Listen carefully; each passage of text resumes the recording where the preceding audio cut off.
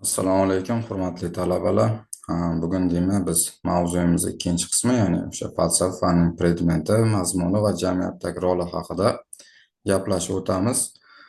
Xususan sharq falsafasi haqida ko'proq gaplashamiz. Demak, mavzuyimiz mobaynida qadimgi Hindistondagi falsafiy maktablar, xususan Konfutsiy hamda Laosi ta'limotlari haqida, Markaziy Osiyodagi Avesto ta'limotidagi qarashlar hamda sharq falsafasi va uyg'onish davri olimlari haqida gaplashib o'tamiz.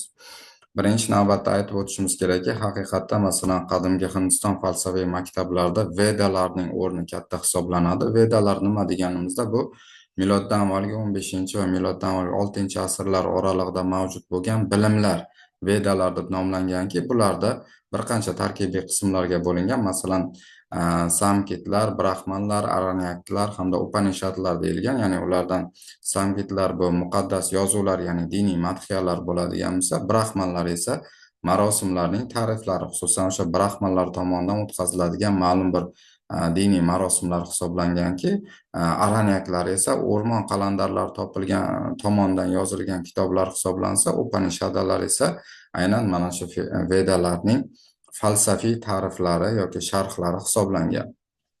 Tarixiy nuqtai nazardan oladigan bo'lsak, haqiqatda masalan o'sha buddizm ta'limoti davrigacha ham ularda Vedalar davri davom etganki, chunki miloddan avvalgi 6 asrdan boshlab buddizm ta'limoti kirib kelgandan keyin bu Vedalar o'rnini asosan buddizm ta'limoti egallaganini ko'rishimiz mumkin bo'ladi.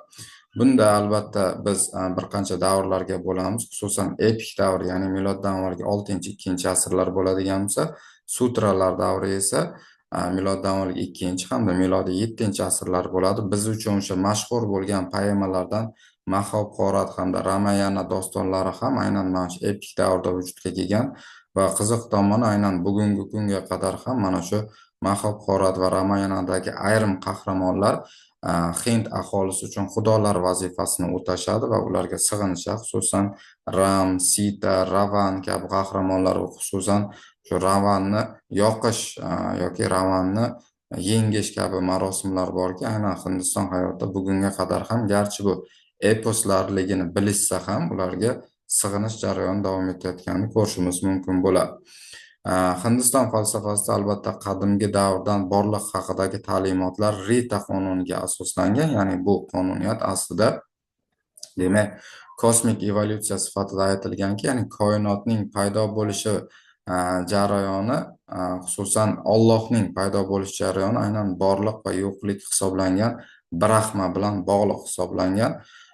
Endi ikkinchi tomondan oladigan bo'lsa, albatta ularda bu jarayonlarda asosan olam bilan bog'liq insoniyatning falsafasi tushuntirilayotgan paytda bu yerda ham Vedalarning o'rni katta sifatida ko'rsatiladi. Xususan ularda Rigveda, Samaveda, Yajurveda hamda Ahtarva Veda kabi tarkibiy qismlardan iborat bu Vedalarda ma'lum bir upanishadlar bilan ularni sharhlari ko'rsatishga harakat qilinadiki, qadimgi Hind falsafasida demak biz ularni ikki davrga bo'lishimiz mumkin, ya'ni ikki guruhga bo'lishimiz mumkin. Bu astika hamda nastika deb nomlanadi.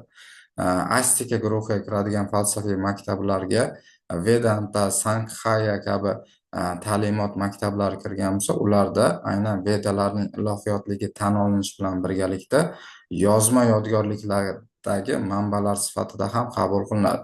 Nastika guruhida esa Charvaka, Lakyata kabi ta'limotlar qabul qilinadiki, aynan bunda demak buddizm hamda jaynizm maktablari ta'limotlari asos sifatida qabul qilinadi.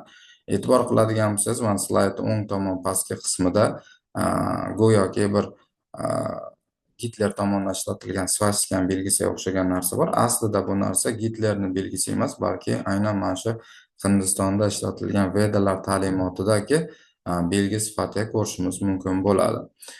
Qadimgi Hindiston gnoseologiyasi, ya'ni bilish haqidagi ta'limotida demak Hind falsafasi 3 ta ong turiga bo'linishi haqida ta'kidlab o'tiladi. Bu birinchisi Prakriti, ya'ni material ong, ikkinchisi Purusha, ya'ni toza ong, ya'ni birlamchi energiya sifatida bilingan ong hisoblansa, hamda uchinchisi Maya, ya'ni tushni anglash, sarob hisoblanadi.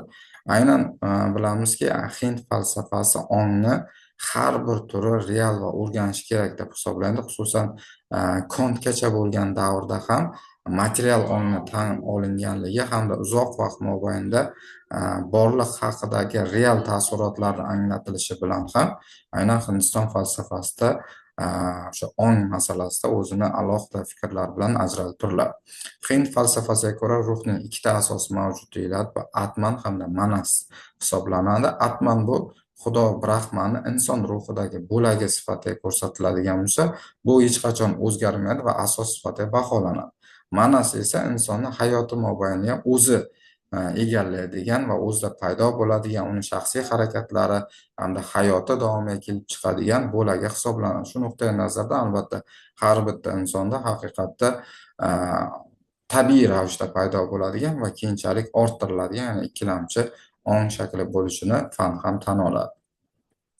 Hop, sansara bu abadiylik va ruhning o'lmasligi hisoblanadiki, bunda demak, aynan insonning yerdagi ma'lum bir azoblardan o'tishi kerakligi haqidagi ta'limot hisoblansa, karma esa inson hayotini, taqdirini avvaldan belgilanganligi. Shunchaki insonni uni qay darajada o'tishi yoki uni qay darajada komillikka yetishida o'zi ma'lum bir narsalarni yoki o'sha o'zi ma'lum bir mokshalarga yetishishi kerakligi haqidagi ma'lum bir bosqichlar belgilanadiki, shu nuqtai nazardan karma bu insonni taqdiri belgilanganligi haqidagi ta'limot hisoblanadi.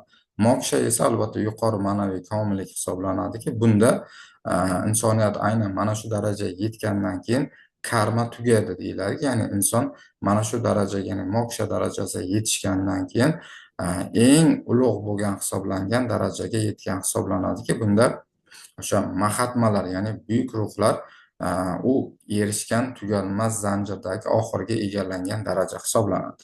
Ahimsa esa albatta yerdagi barcha shakllarning birligi hisoblangan umumiylik hisoblanadiki, bunda o'sha atrof muhitdagi tirik jonlar yoki yashil tabiat, hayvonlar barchasi ahimsa hisoblanganligi uchun ham insonlar imkon qadar ularga ozor yetkazmaslik va ulardan zarar yetkazmasligi harakat qilishi kerakligi ta'kidlab o'tiladiki, shuning uchun ham bilamizki, Budda rohiblar imkon qadar oyoq yalang yurib, shu oyoq ostidagi jonzotlarga, xususan shu chumoli kerak bo'lsa oddiygina mana shu hasharotlarga ham zarar bermaslikka harakat qilishi ta'kidlanadi.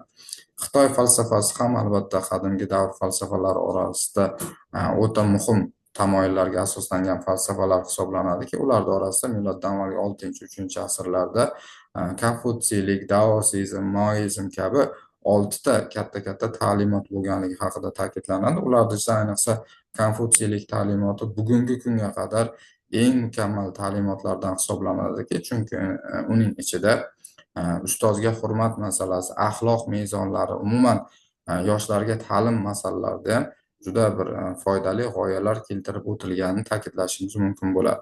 Shu nuqtai nazardan qadimgi Xitoy falsafasi miloddan avval 7-asrdan miloddan avval 3-asrgacha bo'lgan davrda milliy maktab sifatida vujudga keldi deb aytsak bo'ladiki, bunda demak, o'zaro munosabatlarda yoki tashqi kuchlar ta'siridagi insonlarda o'zligini saqlab qolishi, ota-onalar, kattalar va umuman ajdodlar ruhiga nisbatan munosabat masalasida Xitoy falsafasining demak umumiy jihati shakllanib bo'ldi desak to'g'ri bo'ladi.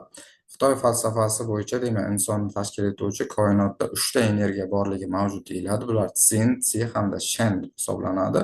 Tsin bu butun borliqni yaratgan energiya, ya'ni tirik organizmni tomiri sifatida baholanadi. Ya'ni bunda insoniyatda aynan osmon urug'i tomonidan tug'ilgandan keyin ma'lum bir genetik programmalar yoki ma'lum bir jismoniy belgilar orqali vujudga keladigan energiyasi hisoblanadi.